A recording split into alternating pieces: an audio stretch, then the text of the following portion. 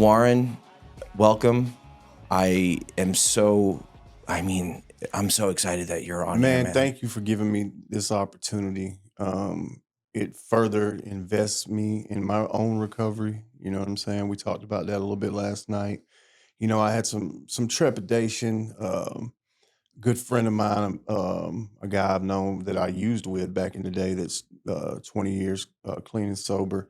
When I talked to him at 30 days, when I had 30 days sober, he was like, I thought about what I would want to say to somebody with 30 days. And it was like, he was like, I would say just maintain your anonymity as long as you can, just as not to put that pressure on yourself. And I've done that before. I've been the guy that goes out here and trumpets the fact that I remember I posted a pic my last attempt at getting sober, 6 weeks sober, and that sounds like a lot to like the lay person, or even, it is a long time, Mm-hmm. 42 days. I mean, 42 minutes is a long time, the way I drink and use, you know what I'm saying? So, um, but he was like, and I really took it to heart. And, I'm just about at 8 months now. And I kind of have shifted my perspective on that. Um, I kind of look at it more now as like, if I go out here and begin to because this is 12-step work, and spreading the message of hope and letting people know about my journey and where I'm at now, and the fact that I have because I have the best quality of recovery that I've ever had. It's not quite the most quantity that I've ever had, but the quality of recovery that I have is beyond anything else I've experienced in my life. So um, it's it just further invests me in it. I feel like it's just another anchor that I'm throwing down. It's like, another thing that it puts more distance between me and that last drink or drug. So let me ask you, you said this is the best quality of sobriety that you've ever had in your life. And you and I were talking a little bit last night, and I mean, you were hitting certain points with amends, right? A lot of people come in, they don't make amends, or they half-ass amends, steps, calling your spot. Dude, you were peeling off for a few minutes to go call your sponsor. Like, you were Yeah. doing all of the things that they teach us in sobriety. Why is it different this time than all the prior Yeah, other that's a times? good question because I've been sufficiently beaten before. Um, this is not my first stroll down Rodeo Drive, as far as attempts at getting and staying sober. Um, but this time, man, I was just beaten in a different way. My disease had progressed to a different substance that I'd really, for the last 5 years that I was out there running and gunning, and as I've gotten older, it really just started taking a different type of toll on my body, and I was just experiencing because with meth, which was what I was rocking with for most of the last 5 years, it's very dirty. It isolates you in a way that other substances don't.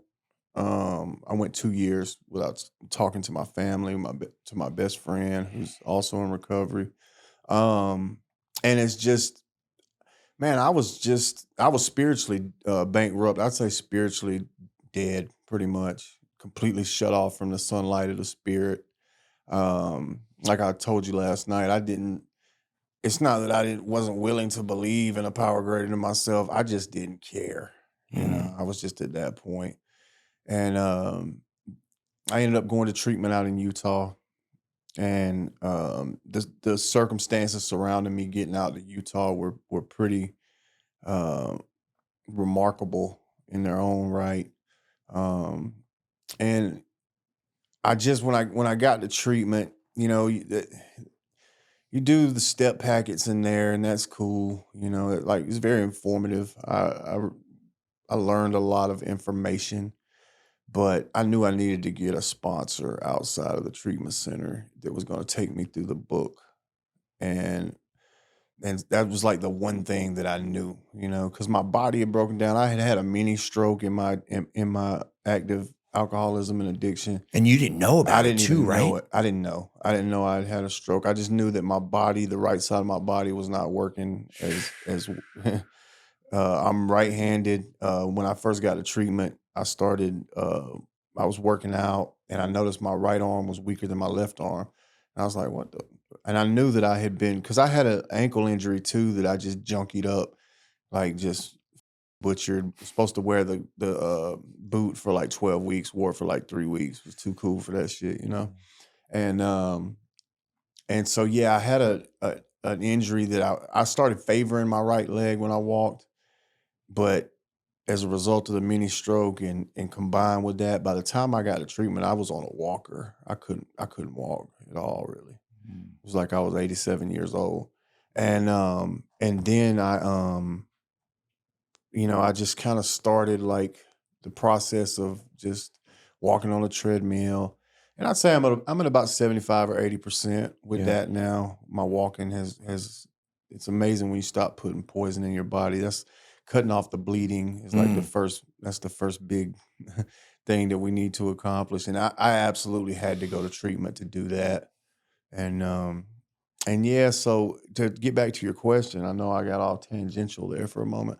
Um, Man, so I got to work with the sponsor, man, and I was the detoxing process this time. The withdrawals were pretty rough because with meth, as opposed to opiates, which I've struggled with in the past, it's a lot. The mental aspect of it is just real wicked, man. The Mm. anger, flying off the handle. I mean, I'm still dealing with it to a degree. I still have irritable moments, and it happens with less frequency, but anger outbursts that I immediately feel like a fucking dumbass, Yeah. you know, following, doing shit like that. Um, but man, so my surrender to the treatment center was definitely in stages. It's like I'm the kind of, my best thinking says show up, ask for help, and then try to tell help how to help me. Yeah. And Yeah. so, especially with the extensive experience that I have and working knowledge of the program, I felt like I knew how to. And so that surrender came in stages. But when it came to that sponsor, man, I did everything that man told me to do, Mm. and for the first time in my life, I took suggestions and worked the steps to the best of my ability, fearlessly, thoroughly, and honestly. Because, see, I picked sponsors in the past because Hey guys, quick update. Every Monday night, I host the Rise Above Recovery meeting. It's an open meeting for any addiction, alcohol, drugs, gambling, food, whatever you're struggling with, you're welcome here. To get the meeting link and weekly updates, just email me at kevin@riseabovepod.com and I'll add you to the list. Also, if this podcast has helped you, please like, subscribe, or leave a rating. It helps us continue to spread the message of hope. Lastly, if you'd like to go even deeper with Rise Above, check out our Patreon. Supporters get access to live interviews and can chat with guests after the interview. Thank you. this guy's, I like the car he drives, or he's my kind of guy, He's or making money. yeah, or his girlfriend's hot, whatever. And so when you pick a sponsor based, or you begin to form any relationship based on shit like that, you're gonna tend to want to be dishonest to make, as because we're not worthy, as alcoholics and addicts, we don't ever feel like we're enough. And so, I've done 4 steps where I added too much, added some shit, put the 2 on the 10 to make this guy think I was super cool to fit whatever narrative I thought he would think was cool. I've lied, I've withheld shit because I'm like, this guy's gonna think I'm absolutely fucking insane. But Mm-hmm. this time I just put it all out there, just what it was. I didn't add shit, I didn't take away shit. And, got honest with the God of my understanding and another man. And then, 6 and 7 to me was just about getting busy with 9, and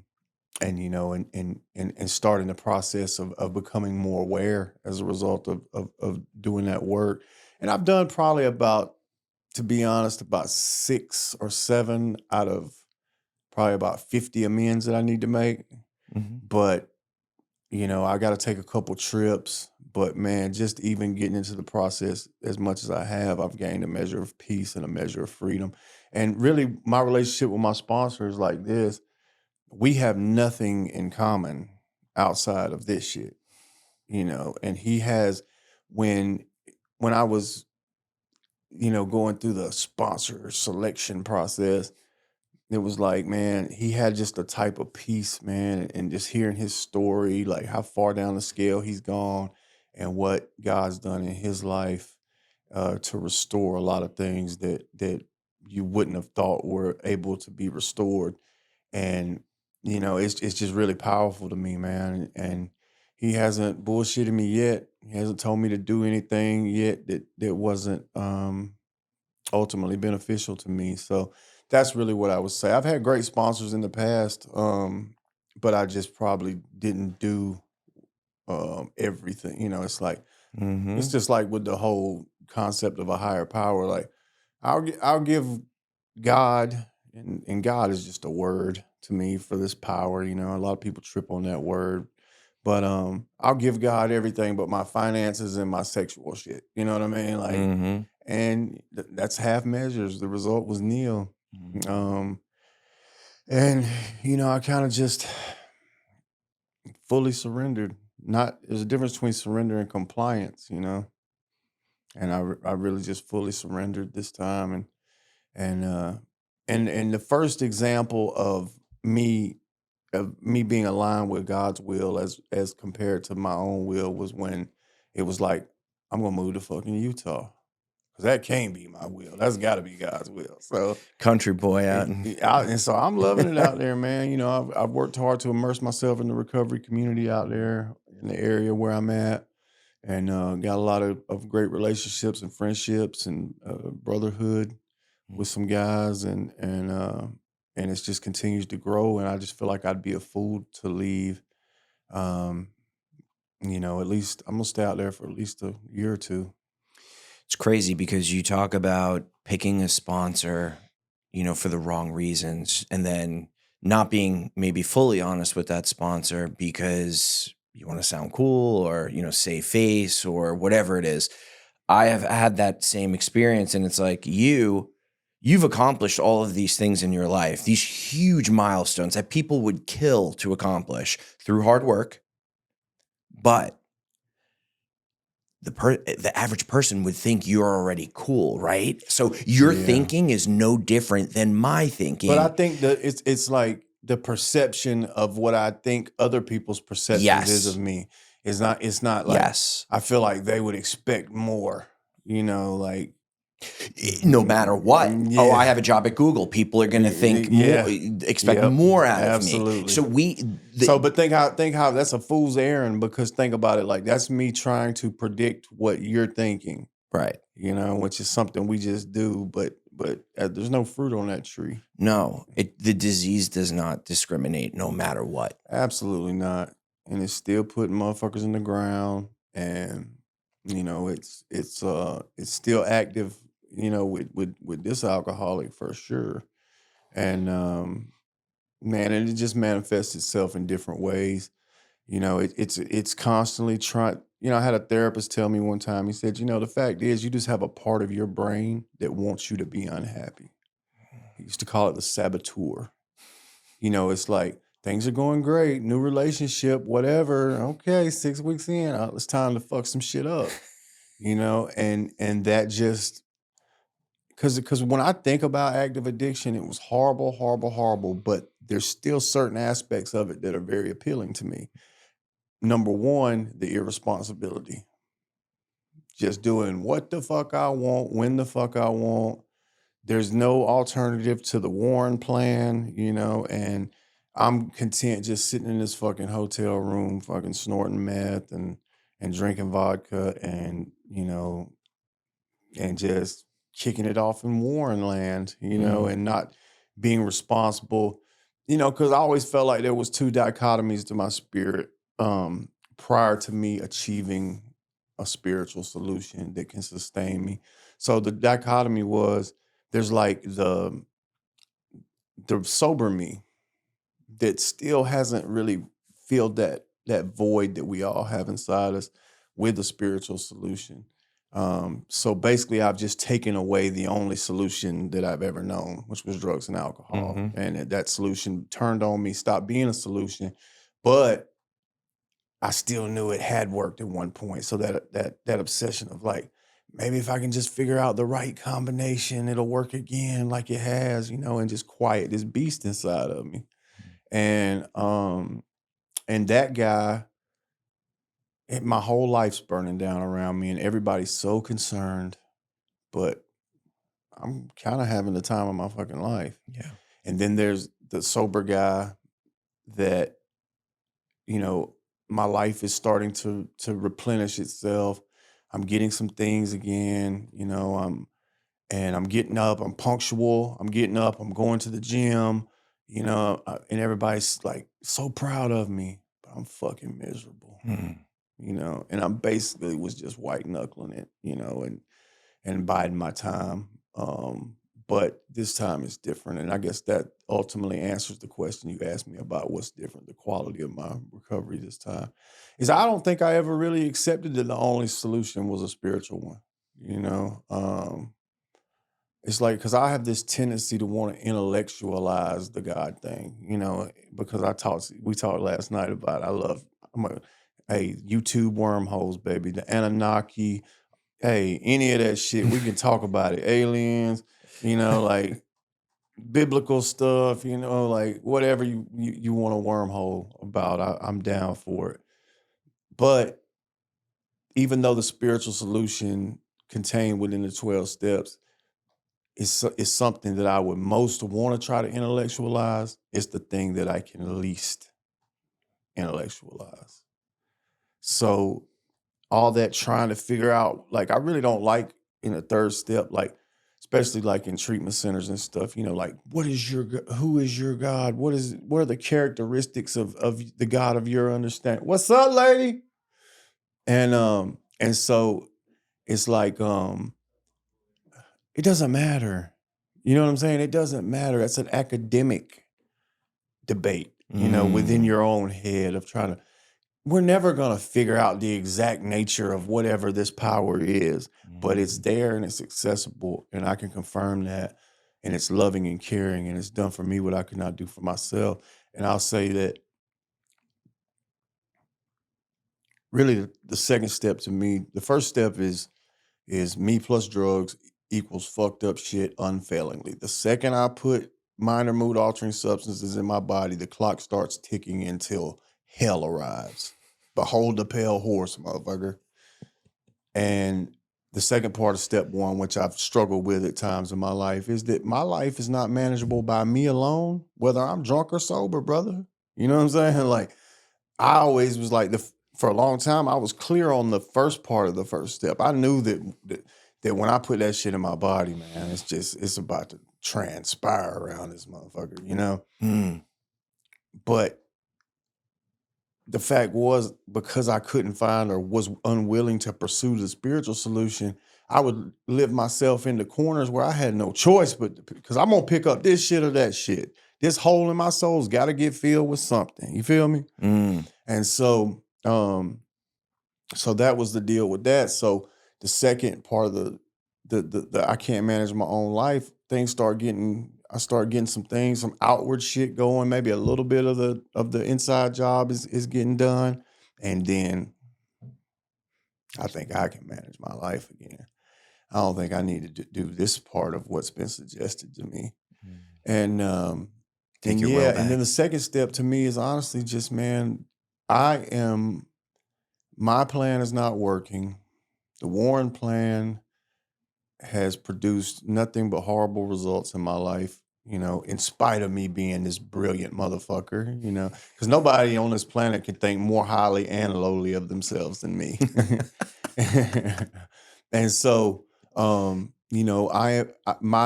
the evidence of my past experiences indicates that I am indeed insane Mm. and I need a restoration to sanity. And the power greater than me really just meant to me, I think this shit might work. You know what I'm saying? And then step three was like, for me, this is just for me. I'm gonna do this shit to the best of my willingness, not ability, but willingness. You know, and I'm pretty fucking willing at this juncture. And then more will be revealed.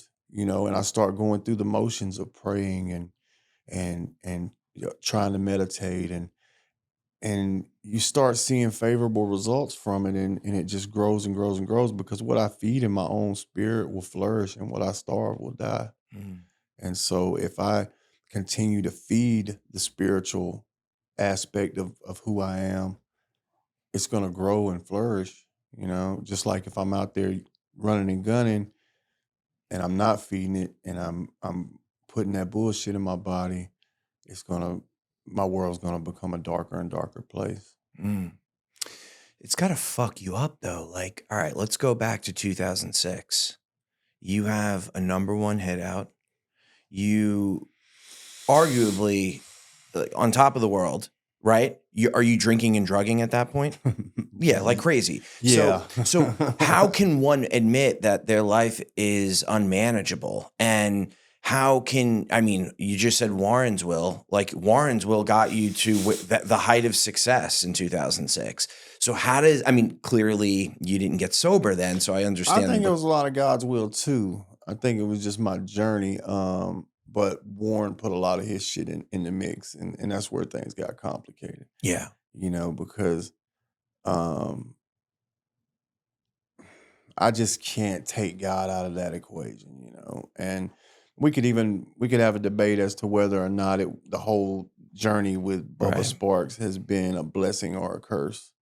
To me, I said last night that if I could just go back to, when I was 19 years old and really started pursuing this thing, if I could go back and take the red pill or the blue pill or whichever, ever how that matrix shit goes, and go back to that moment and just probably had married my high school sweetheart, went to the junior college, got a degree, then went to some local 4-year college and got me a college degree in history education and started teaching high school history and coaching high school football.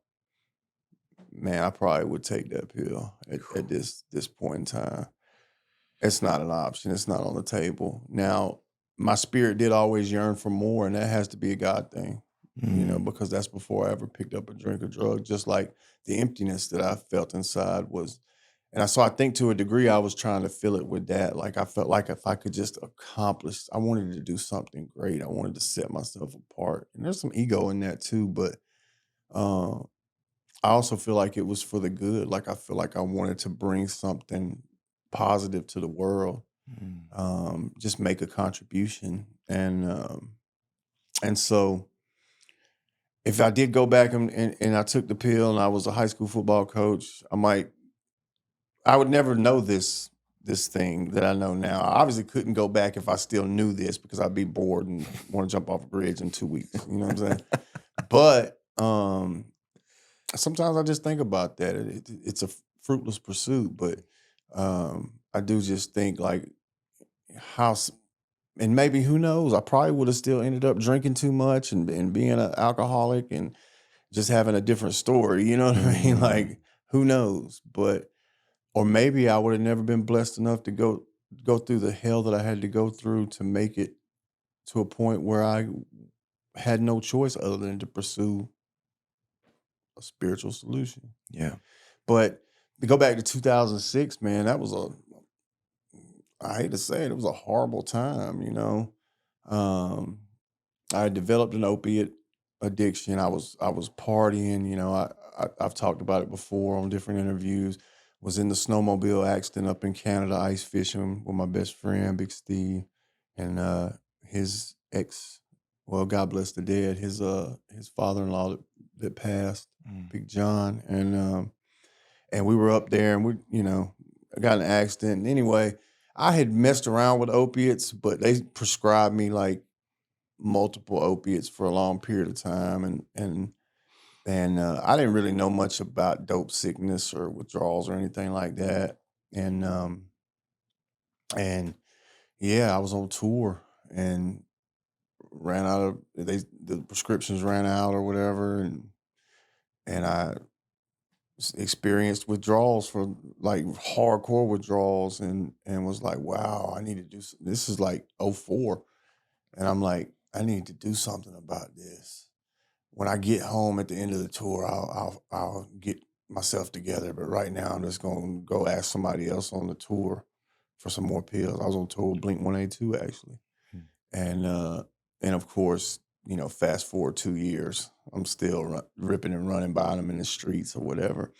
And but I had, at the height of Miss New Booty, I had like a moment of clarity. I was like, I feel like I'm gonna die. Like I need to get this thing under control.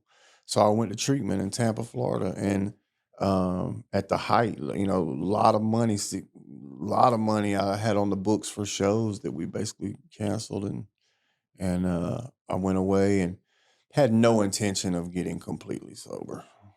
Was that your first treatment center? Yes, and I was 28, I think, and I was like, I don't want to stop using. Definitely don't want to stop drinking. I still want to party, but I just need to, and I don't really want to never do opiates again. I just want to get this thing under control so I can just go back to the way it was, where I just felt like I was partying, because my shit had progressed to the point where I was already isolating. It's supposed to be the time of my life. Miss New Booty, you know what I'm saying? Like doing Girls Gone Wild DVDs with Joe Francis and shit. And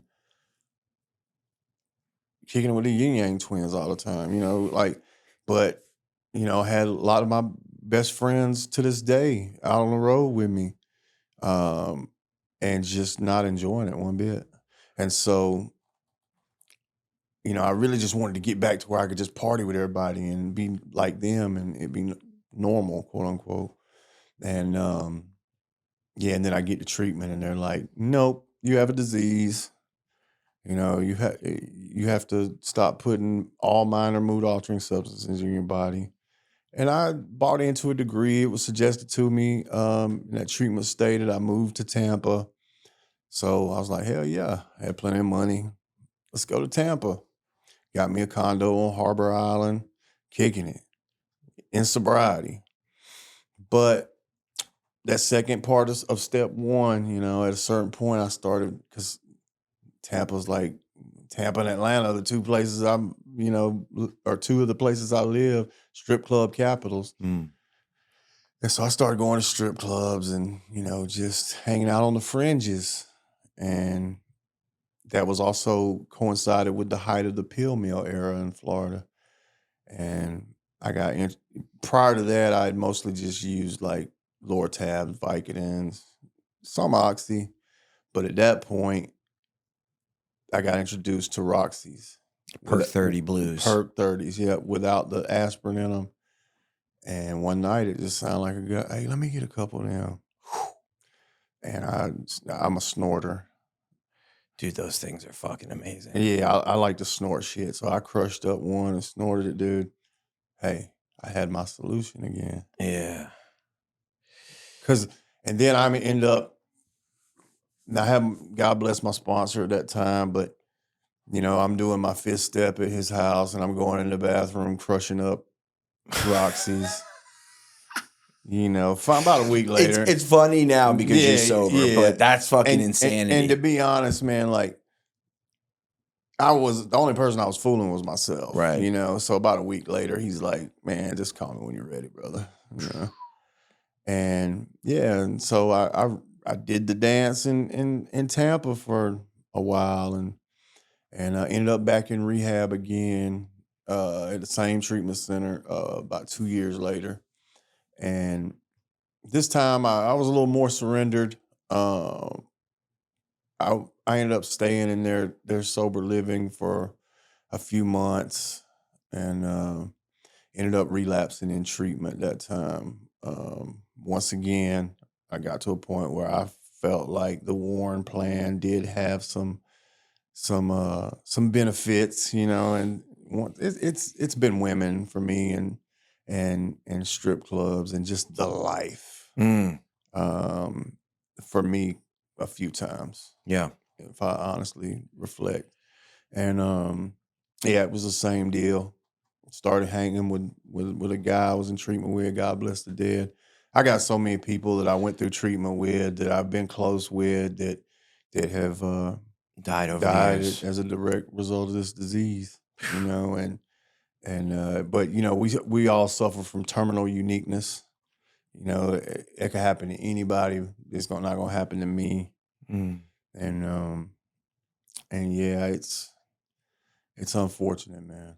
A lot of potential, a lot of promise, swept away by this thing. yeah. And even mine, you know, because if I'm honest about like, why do I really want to be, because I don't want to be sober. I fucking hate being sober. I just can't make that shit work. I can't make ripping and running and doing drugs and drinking alcohol. I can't make it work. And I feel like I'm pretty capable. And I tried everything and I can't make it work. I have to leave it. It's like a relationship. You know what I'm saying? Like, damn, I love this motherfucker, but we can't make it work and we're too toxic. We're gonna kill each other. We gotta get the fuck away from each other. And that's just the way it is. And that's kind of where I'm at with drugs and alcohol, you know. And um, but I feel like I just have never really fulfilled my potential. And to somebody, they might say, man, you've done this and that. I'm not talking about the outward shit. I'm talking about being the kind of man that I know I'm capable of being, the moral code, the ethical code that I know that when I'm using, I'm just not capable of living up to. And I just want to be that caliber of man consistently, you know, and, you know, really, really take pride in the person I see in the mirror every day. Mm. And that hasn't been the case for a long time until here recently, man. So if I talk about things I'm grateful for, it's that as much as anything. So let's take a step back. Take us into what it was like for you growing up.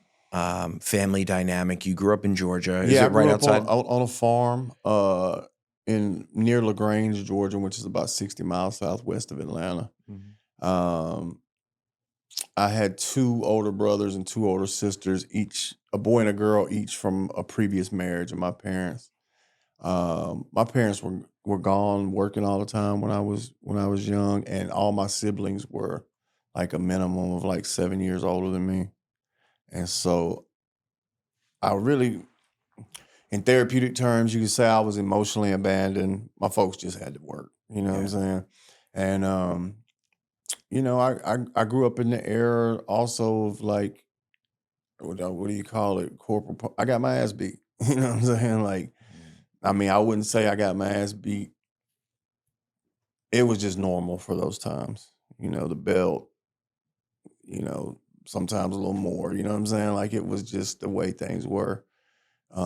And I don't really have any fucked up feelings about it. Like I feel like I learned lessons that a little quicker than maybe some kids learn lessons today because, you know, getting your ass beat will make you, and I'm not, if I had kids, I don't have kids. If I had kids, I wouldn't raise them that way.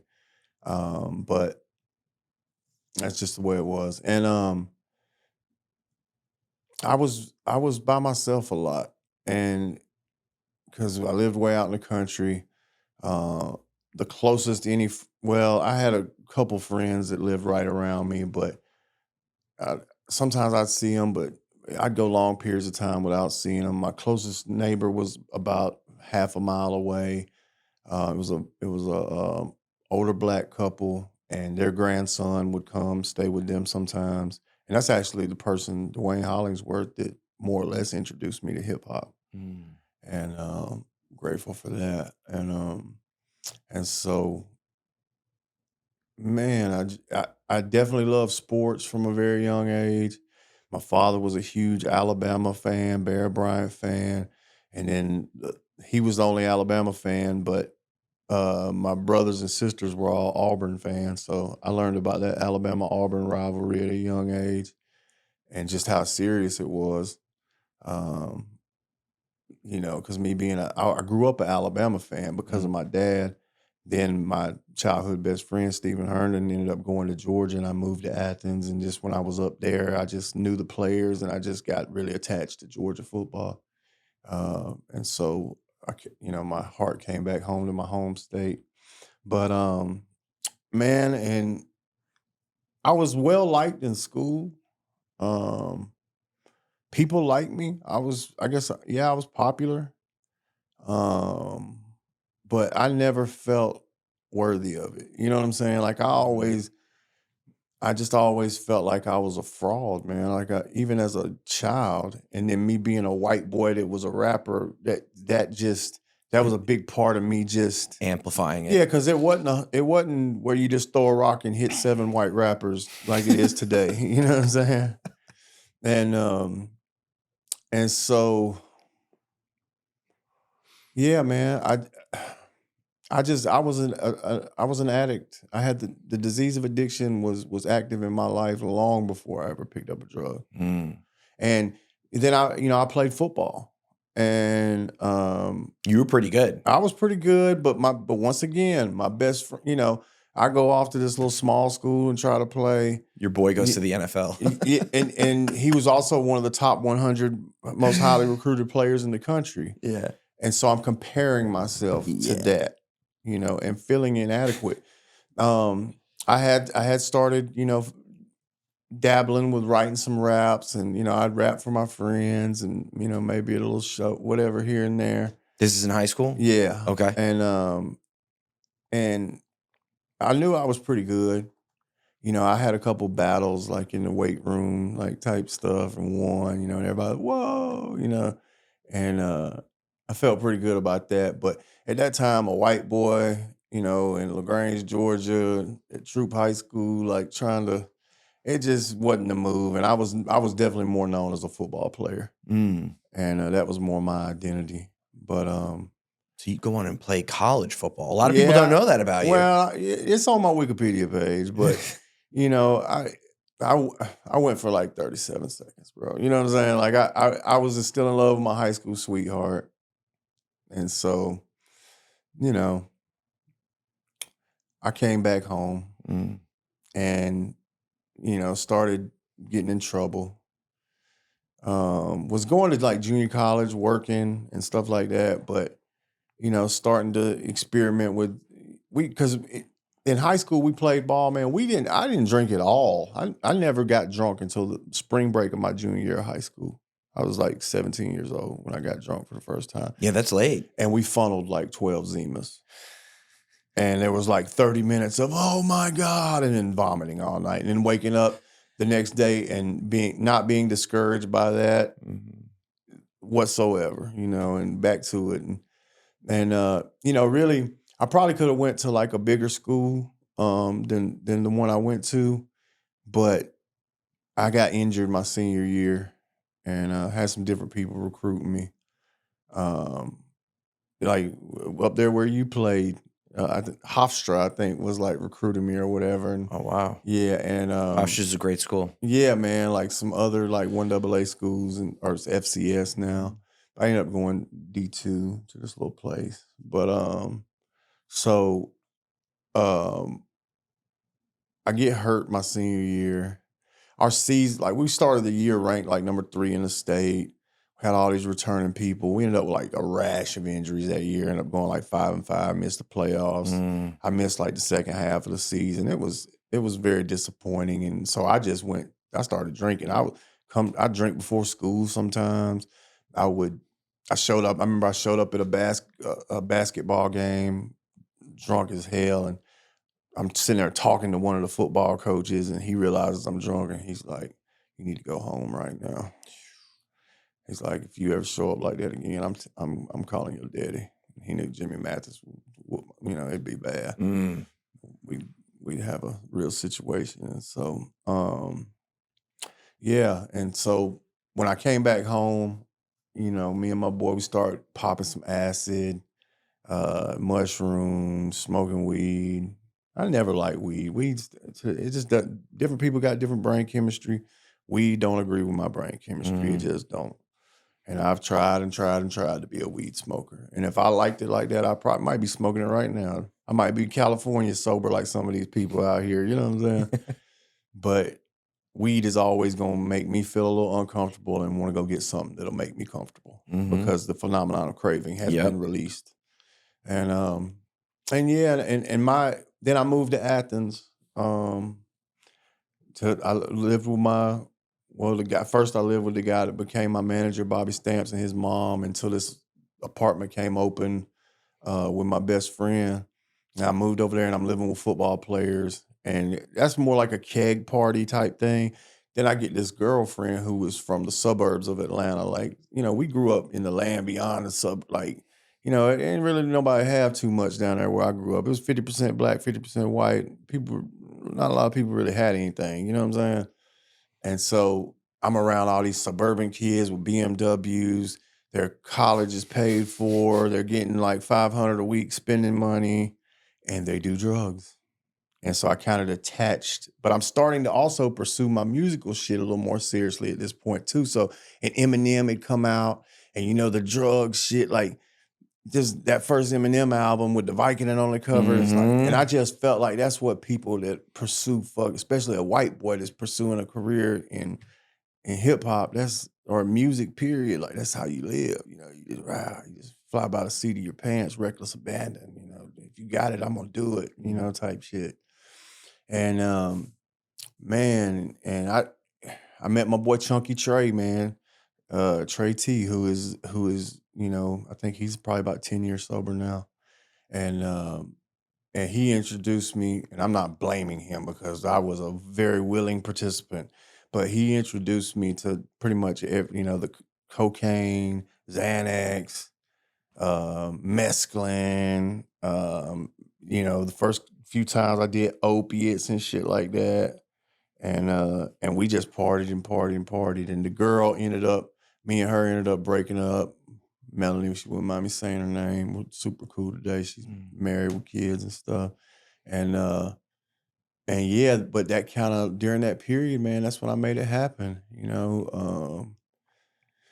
Made my started making the connections that allowed me to get in the studio more frequently. What was the first breakthrough?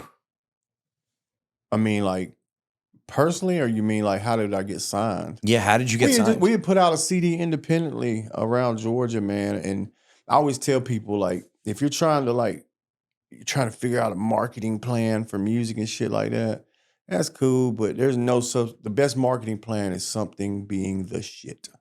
Fire. And then one person tells two people, tells four, tells eight, tells 16, 32, and so on. Yeah. And that's what we had. My first Dark Days, Bright Nights, which was also the title of my first major label release. Yep, that was the name of the independent version too. And about half of that album ended up, along with the songs Timberland produced, ended up being my first release. But yeah, man, I got signed to, and we made noise. And a guy named Eric Williams was from Atlanta, and he was working at Interscope for a lot of people don't know this, Gerardo Mejia, Rico Suave, remember? He was the first ever artist released on Interscope, and he was an A&R at Interscope. I think he's a preacher in Kentucky now, but he big Christian guy, great guy. And but Gerardo, who of Rico Suave fame, is actually the A&R that signed me to Interscope. Mm. He was more known for like Enrique Iglesias, like Spanish music or Hispanic music. And yeah, he believed in me and he signed me. And so I was signed. And Jimmy Iovine, the head of Interscope, was like a real big man. That was my guy, man. He really believed in He's a me. good dude. He's a villain now, but if he fucks with you, he fucks with you. And that's another example of the mental aspect of the disease of addiction, because I never understood why he believed in me like he did. But he really, really believed in me. He really fucks with me. And he had done the thing with Eminem and Dr. Dre, and he saw the value of putting the white boy with the credible black producer. And so he was looking for something like that for me. And we tried, like, I worked with Swiss Beats, love Swiss, but we didn't really have that chemistry at that time. And God bless the dead, my boy Rico Wade. from Organized Noise, producers of Outkast, Goody Mob, TLC. They're from Atlanta, and I grew up idolizing the Dungeon Family, Outkast, Goody Mob, Cool Breeze, Witch Doctor, Organized Noise, because they really were the first to put on and really represent Atlanta and Georgia, in my opinion. And I got with them. We did some records. We formed a great bond, but we just didn't really come up with any hits at that time. And then I remember he called me one night. Jimmy called me and he was like, "Yo, I'm about to meet with this guy Timberland." And I was like, "Jimmy, that'd be perfect. That'd be perfect." And the next day I was on a flight. Timberland loved the music. And next day I was going to LA. And 2 weeks later we had Ugly and all the songs that were on that first album. Dude, Ugly was the first song I ever heard of yours. Yeah, Ugly was a smash, and it was a real moment. Dude. And, I'm grateful for that. And I actually as opposed to like with Miss New Booty, I actually like really enjoyed that time. I mean, I was drinking and using, but I was just basically like drinking and hitting some powder if you had it. You know what I'm saying? Like Yeah. I wasn't completely just off the rails yet. Yeah. And I really enjoyed that time. Performing on Saturday Night Live. It's 2001-ish? Yeah, 2001. When do you get into that accident, that snowmobiling accident? That was 2003 or 4. Okay, so that was after. Deliverance came out in what, 04? Yeah, I was starting to play around with opiates around the Deliverance time, but then shortly after its release is when the accident happened and when, boom. Got it. Yeah. And then that leads up to like the time where we basically got dropped. Timberland really was acting wild at that time, and Jimmy got tired of his shit, so he dropped Timberland's label. And I could have stayed on the label, but that was at a time when like G-Unit, Aftermath, if you weren't part of the G-Unit Shady Aftermath family, you were kind of working against the system in Interscope at that time. So Jimmy gave me my walking papers. He was still, cool to this day. And my boy, Big Boy from Outkast, we did a big, huge deal over at Virgin Records. And Purple Ribbon. Yeah, Purple Ribbon and Jermaine Dupri ended up coming in and running urban music over there. And, they had them Franchise Boys, me, a nice little run for Virgin at that time. And that was the New Booty time. But the time in between was when my addiction was really like the opiate thing was really starting to take a different type of hold of me. And that was the shit that was going on. So it was really starting to be a miserable time. Now, you're from this small town in Georgia. You sign with Interscope. Ugly comes out. What is like the relationship with your friends? I mean, family stays family. Man, my friends, we was locked in. If I fucked with you, I fucked with you. You know what I'm saying? I really didn't start like distancing myself from friends, even people that weren't really my friends, I thought were my friends, until I started trying to get sober. Like I always kept it solid, man. Like, I'm not a great communicator, like I'm not the person to call on the phone every day and let's just sit here and talk, but if you need me, I'm there. And when I see you, it's going to be like, just like the last time I saw you. Yeah. And I'm still that way to this day. Like if I fuck with you, I fuck with you, but I ain't going to sit here and coddle you through life. And I'm not going to ask you to do that for me. Yeah. So, okay. How do you come up with Miss New Booty?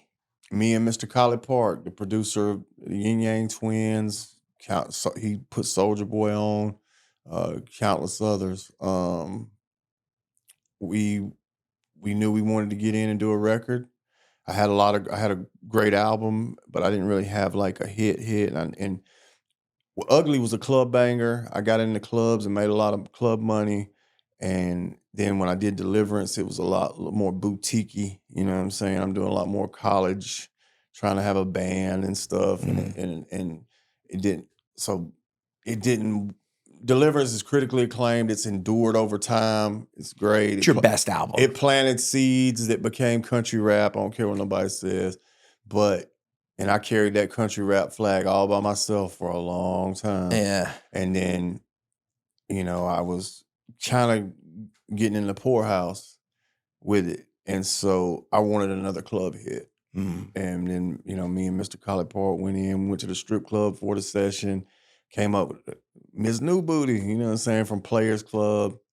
That's a new stripper that comes into the Yeah, strip it's like club. the new booty in the club, yeah. Yeah. And so, and man, we just put it down. And then he was like, the twins because Yin Yang twins were firecracker hot at that time. Yeah. And he was like, we got to put the twins on this one. And I was like, let's run it.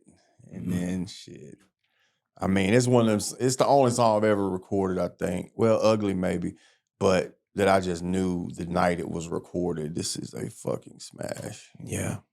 And you're still friends with the Yin Yang twins to this day. Yeah, they my boys, man. That's awesome. I just did a show with them like a week ago. That's fucking awesome, man. That's awesome. I used to get down to their music all the time. I had all their albums when I was younger, when you could still buy an actual CD. You took us through 2006. You went to your first rehab right after Miss New Booty drops. Take us through, you stay sober for a little bit, but then you relapse in Tampa. Yeah. Hill Mill, you get into the Roxy's. Rehab, like I said. End up relapsing in rehab, getting arrested at the Hooters. Can you take us through that story? Yeah, man. So God bless the dead. The guy I was running with, a guy named James down there. His family owned like an incredible piece of property, like directly right across the street from the Hooters, the first ever Hooters in Clearwater.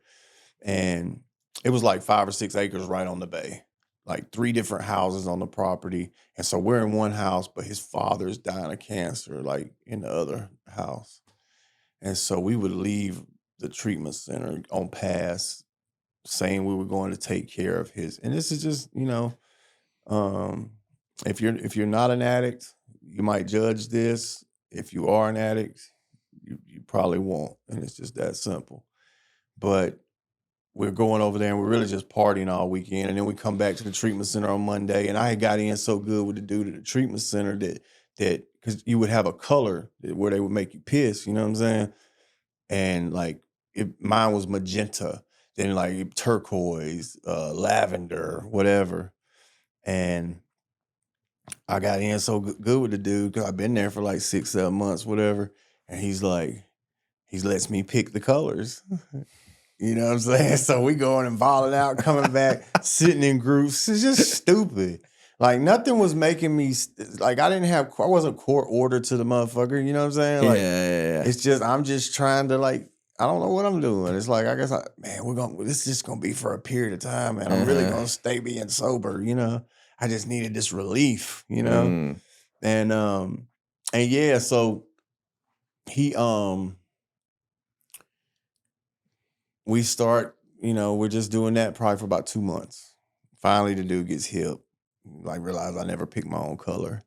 Fucking picks the color. Boom. Pops me. Kick me out. But anyway, and then once we get kicked out, we just go over there full time. Fuck it. And man, this guy, so God bless the dead. Once again, James was cold with forging the scripts. And so, and there was this guy that he had worked with prior. And so the guy was just working with him. This is like 3 or 4 years before. Mm-hmm. Not even that long, probably two years before this time when we were running and gunning. So the guy, he shows up to work every day. James got a pocket full of pills. The guy like, give me a couple, he starts giving him a couple. Finally, the dude's addicted, wanting pills all the time. He's like, look, man, I ain't gonna keep giving you pills, but I'll show you how to do what I do. Forge the scripts. Dude starts forging scripts, gets popped. Serious charge, you know what I'm saying? Federal charge. Dude, it wasn't federal, but he ends up catching like a 4-year sentence. Dude's been gone 10 months, shows back up. Yo, where you at, man? I'm out. Dude loves the dude so much. He's got that fucking spirit of nostalgia going on. He's like, man, I'm gonna see my boy. I'm like, hold up, man. You want to go meet this dude? Don't you think it's kind of fishy? Like he's supposed to be doing. He just popped out. Like how the hell he get out so early? And he's like, nah, that's my boy, man. Hell no. You know what I'm saying? You wouldn't do that. And we had just copped like 100. Roxy's. I mean, that's like, yeah, we even first offender or something, which it wasn't my first offense. He had a crazy record. Man, we were finna go to the chain gang for a while if we got popped. And so, um, but I'm like, bro, before we go meet this, because he told Duty we had 100. And it was like, yeah, that's what's up, man.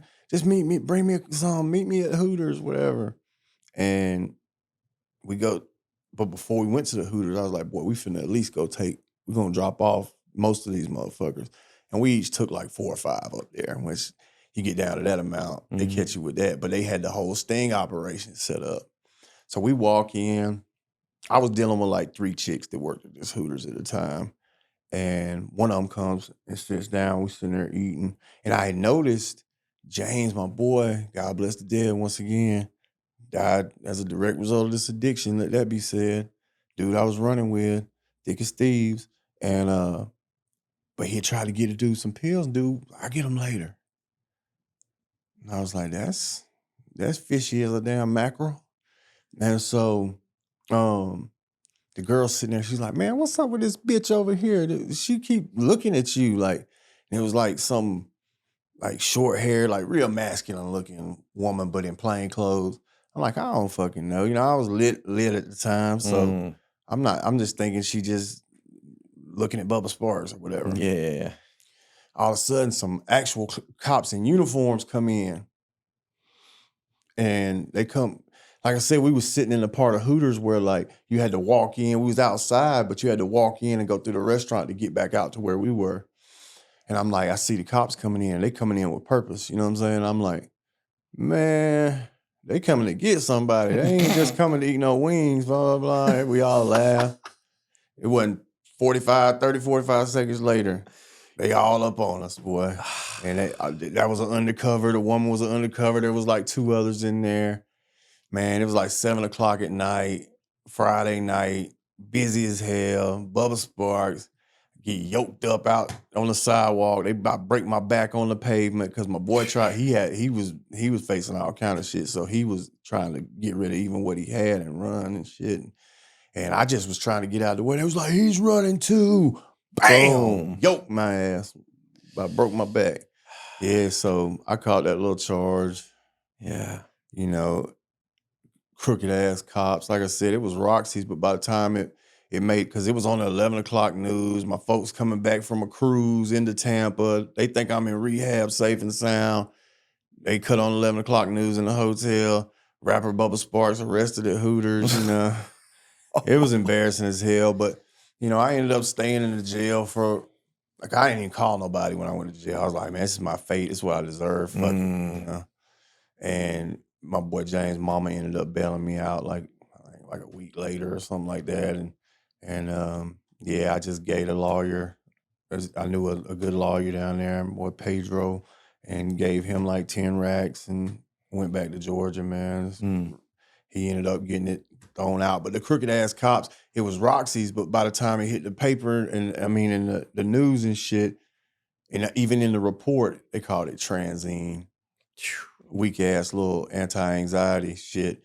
They took them damn Roxy's Themselves. and yeah, motherfuckers. I love good cops, man, but fuck bad cops. So that's like 08, 09. So from that point on. So that leads up into the time when I met my ex-wife. Okay. What year was that? 2013? Yeah, around then. Okay. Yep. So you meet your future ex-wife. Yep. And well, I ended up going back to Georgia and having, I think I had like a little brief relapse of like 3 months, but I had like 9 months one time and then 11 and a half months, again, you know, a second time. And that's the most I've ever had continuous. And so around this time, you know, I'm just, I start doing shows and stuff. I had a IRS debt around the time. And I was just laying low and, you know, recovering, you know, going to meetings, you know, being willing. I had a great sponsor down there in Georgia and but, you know, at a certain point, I started keeping secrets and shit. And the first time for sure. But the second time, I ended up signing to a record label up in Nashville. I had a great vibe going, recovery, mental health wise down in Georgia. But with everybody stamped it, signed off on it, you're ready. Go to Nashville. Just, you got to do the deal up there too. I get up there. The fellowship that I was in down in Georgia wasn't as strong in that area. And I kind of had a little resentment against the other fellowship at the time. And so I didn't want to cross over and go into another fellowship from the one I was in. And the fellowship that I had been rooted in wasn't as strong. So, I just started disqualifying myself. Yeah. And ended up meeting my ex-wife. And, by this time, I was dating somebody when I met my ex-wife, if I'm being completely honest. I don't mind saying it. Broke that really, really good person's heart. And because I fell in love with my ex-wife pretty much instantly. And started drinking. And I don't even want to get into the details of how I started drinking, back drinking, but I definitely, on my own volition, decided to pick up a drink. I think I had actually, no, it was shortly after that. I had went through a little run with Roxy's again, because then by this time they're all over Nashville, but stopped. And then I was on Suboxone for a year or two or something like that. And I got a good, man, Suboxone was, a lot of people say a lot of negative things about Suboxone, but I had a good experience with Suboxone. Were you able to hold it together for a little while with your ex-wife, while you were together with her, being on Suboxone? Because that'll obviously, you can't take opiates. That's a blocker. Yeah. So I was doing really well. Yeah. Yeah. I mean, but then I started drinking, and, I'm the kind of person, a lot of people say, I'm a drug addict and an alcoholic. I can understand some people just being drug addicts to where, they can just stop drinking just because they got a headache or something. But cocaine, they can't stop. That's their drug of no choice. Yeah. You know what I'm saying? Yeah. Not drug of choice, drug of no choice. I think that's a Mark H quote. And so God bless the dead with him too. But I am both. Because I can, if I'm just drinking, I can make myself a horrible, horrible alcoholic with an experience maximal unmanageability and repercussions. You know what I'm saying? And take everything in my life to the brink, burn it to the ground. And I can do the same just doing drugs. You know what I'm saying? So I can identify as both. It's an easy deal for me. But during this period, I'm just drinking in Nashville, which is a drinking town with a music problem, as they say. And you get it? Yeah, of course. Yeah. Well, then laugh, motherfucker. Bro, I'm I don't want to. You're on a roll right now. I don't want to interrupt you. Nah, but I'm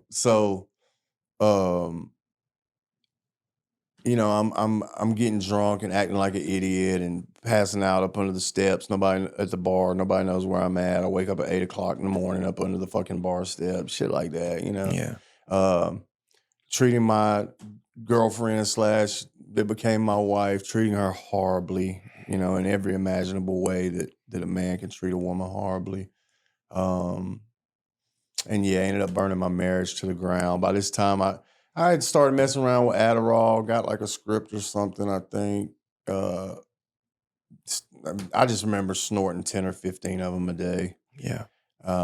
Being very, very angry and violent when I ran out.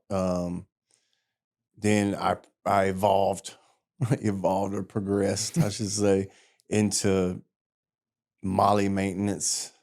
But Molly, basically, if you're buying it on the street in fucking Huntsville, Alabama, or Nashville, Tennessee, it's basically got a lot of meth in it. You're basically doing meth. Yeah, exactly.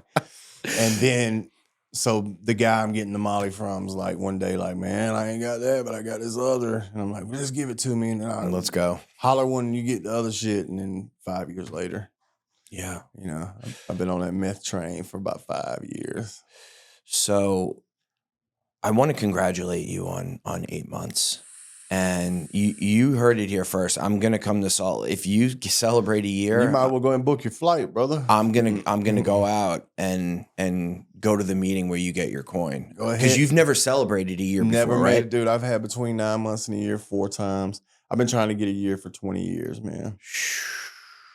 Yeah, but you might as well go ahead and book your flight this time because You're doing it. mm-hmm. When is it? January? January 28th. Yep. January 28th. Perfect. You're gonna take me around town? You ski? Man, Does Bubba ski? I was in rehab when I was out there in the winter. I told you about my walking situation. I ain't been skiing or even I can't even run really. So we'll see. Yeah. I never say never.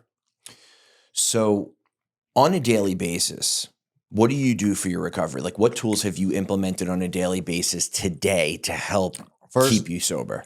First thing when I wake up, little check-in, thank you. I got like 4 daily meditation books that I read. All right, well, first thing I had to do is drink some coffee. Because I wake up with a big ball of Satan sitting on my chest a lot of mornings. And I have to get that shit off, but I can't just wish it off. I have to do some things. I pray daily.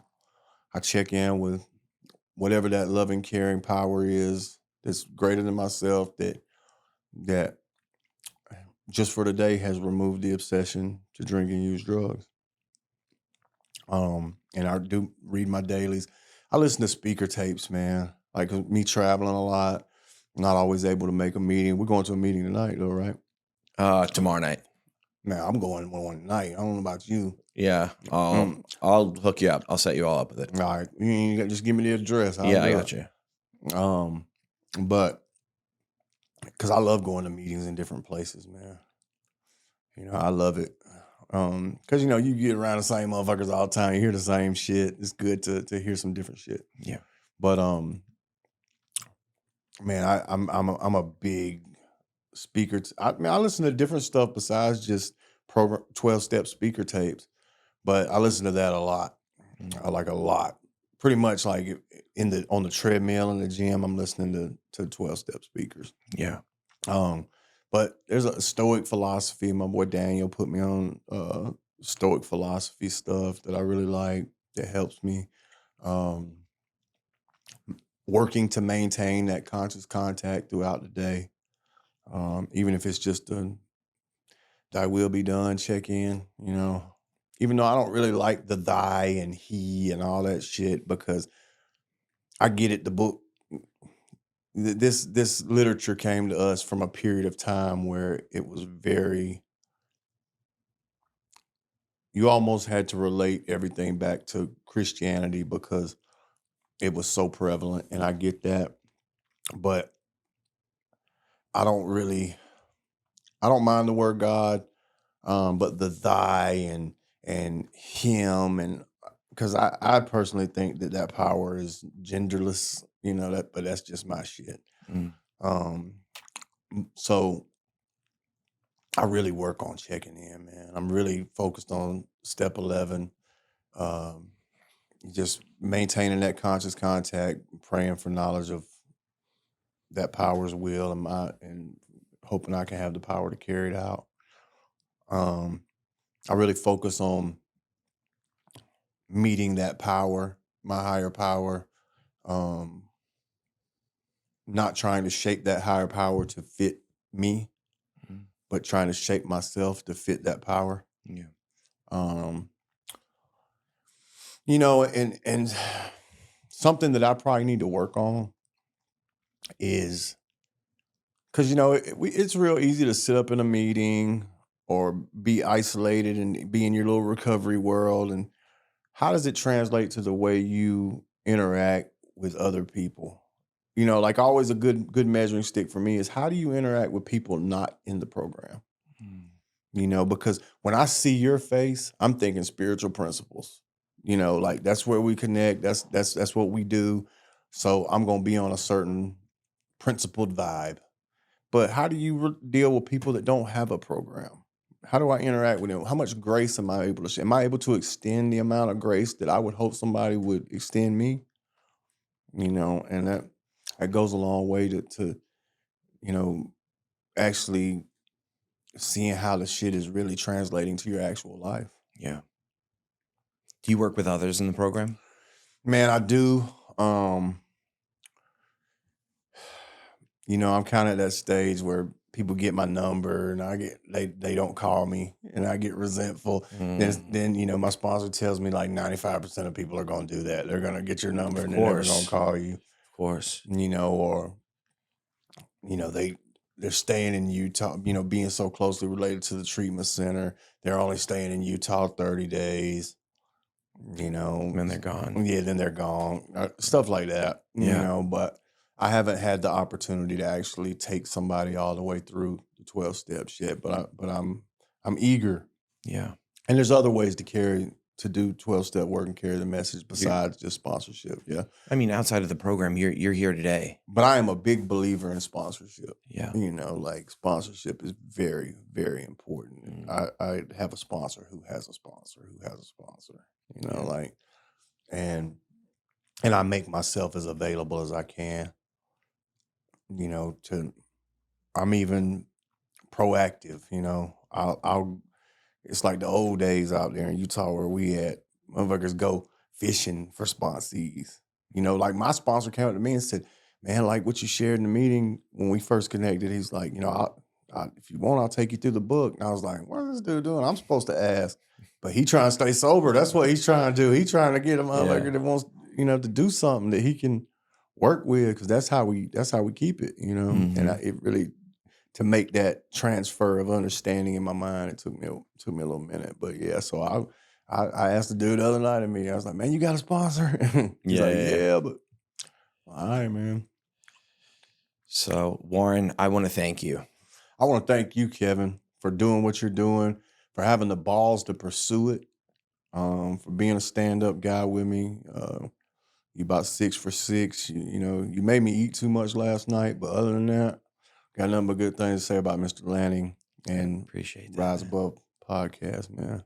I appreciate that. Thank you again. Thank you for getting vulnerable with us. Oh, absolutely, man. And The truth is just the truth at this point. I don't think we can help people by sugarcoating shit and telling half truths. And, there's some things that aren't just for the world, but for the most part, I'm an open book, and we help one person, as they say, with this podcast, we've done what we're supposed to do. we've done our job. That's right, brother. Thank you, bro. Much love, man.